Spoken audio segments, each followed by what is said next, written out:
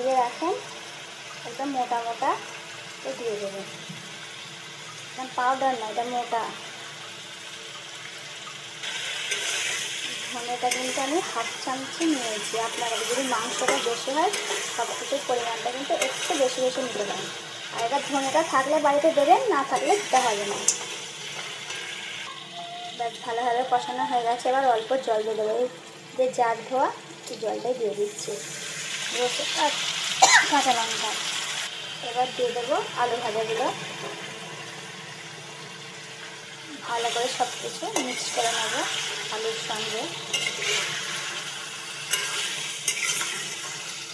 আর পালং শাক আমি এখানে হাফ আঁটে নিয়েছি পালং শাক, যেহেতু আমার রান্নাটা অল্প।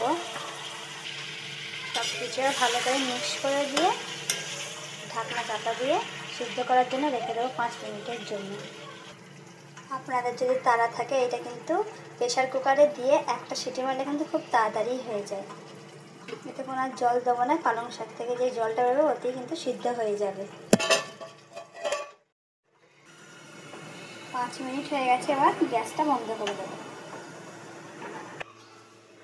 হয়ে গেছে দেখুন, এইভাবে তরকারিটা কিন্তু একটু মাখা চোখাই হবে। এটা রুটি ভাত দুটোর সঙ্গেই কিন্তু খাওয়া যাবে।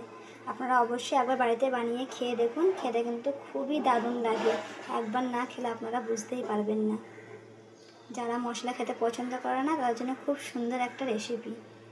যদি আমার ভিডিও এবং রেসিপি আপনাদের ভালো লাগে তো অবশ্যই লাইক, সাবস্ক্রাইব এবং ফলো করবেন। Thank you.